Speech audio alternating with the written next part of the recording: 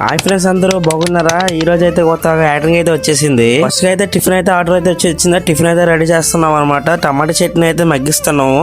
టమాటా వేడి దగ్గర నీటిలో అయితే చల్లారిచ్చాం అనమాట. టమాటా అయిపోయింది, ప్యాక్ చేస్తాం.